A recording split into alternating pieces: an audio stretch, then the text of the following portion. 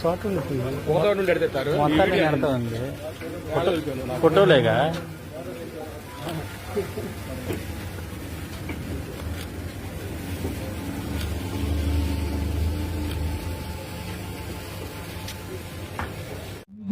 తోఫా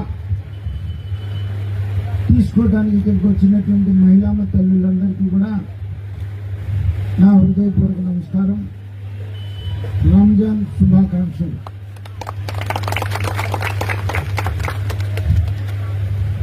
ముస్లింలకి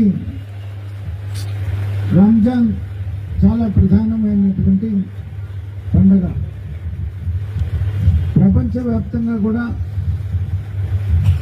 ఈ మాసం అంతా కూడా ఒక్క పొద్దులుండి చాలా పవిత్రంగా ఉండి దాన ధర్మాలు చేస్తూ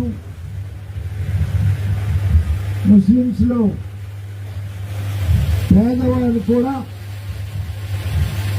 పండగ జరుపుకోవాలి అనేటువంటి ఒక ఉద్దేశంతో మరి ఇక్కడ ముస్లిం యూత్ అందరూ కూడా కలిసి పెద్దల సహకారంతో మరి ఈ రోజున మీ అందరికీ ఎంతమంది 1000 మందికి ఈ రోజున 1000 కుటుంబాలు పండగ రోజు వాళ్ళు కూడా పండగ చేసుకోవాలి అనేటువంటి ఒక మంచి మనసుతో మరి చేస్తున్నందుకు ముస్లిం యువతని వాళ్ళందరినీ కూడా దీనికి సహకరించినటువంటి పెద్దలందరినీ కూడా నేను హృదయపూర్వకంగా అభినందనలు తెలియజేస్తా ఉన్నాను. ఎంతో ఆదరాభిమానంతో ఉండేటువంటి నాయకుడు కాబట్టి 2014-19 మధ్యలో ఉన్నటువంటి ప్రభుత్వం సమయంలోనే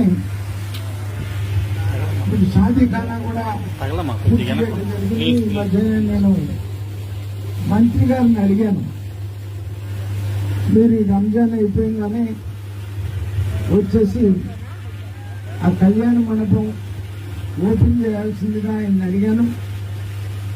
ఆయన ఖచ్చితంగా వస్తాను, ఆ 10% ఏదైతే పూర్తి కావాల్సిన అనేది కూడా అవి కూడా పూర్తి చేసి నేను వచ్చి ఓపెన్ చేస్తా అన్నారు. మరి దురదృష్టం ఈ మధ్యనే మరి తల్లి గారు కాలం చేశారు. అందుకని అది అయిన తర్వాత కార్యక్రమం అయిన తర్వాత వారిని తీసుకొని వచ్చి కళ్యాణ మండపం కూడా ఇక్కడ ఉన్నటువంటి ముస్లిం సోదరులకి అందుబాటులో ఉండేలాగా మరి నేను ప్రయత్నం చేస్తానని, అలాగే గుండ్లపల్లిలో ఒక ముస్లిం ఉర్దూ హై స్కూల్ శాంక్షన్ చేయించాం. ఉర్దూ హై స్కూల్ మన గుండ్లపల్లిలో రాబోతుంది.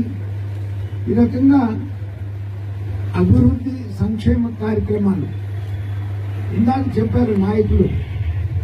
గత ప్రభుత్వం జగన్మోహన్ రెడ్డి రాష్ట్రాన్ని ఒక వినాశనం సృష్టించిపోయారు. మొత్తం ఈ రాష్ట్రాన్ని ఏమీ లేని విధంగా, రూపాయి కూడా లేని విధంగా ఖాళీ ఖజానా ఇచ్చి అప్పులు ఇచ్చిపోయినటువంటి పరిస్థితి. మరి మా నాయకుడు చంద్రబాబు నాయుడు గారు ఎంతో అనుభవం కలిగినటువంటి నాయకుడు కాబట్టి ఆయన అనుభవంతో కేంద్ర ప్రభుత్వ సహకారంతో మరి రాష్ట్ర అభివృద్ధి మరి చేస్తున్నారు. ప్రధానంగా మన ప్రాంతానికి అమరావతి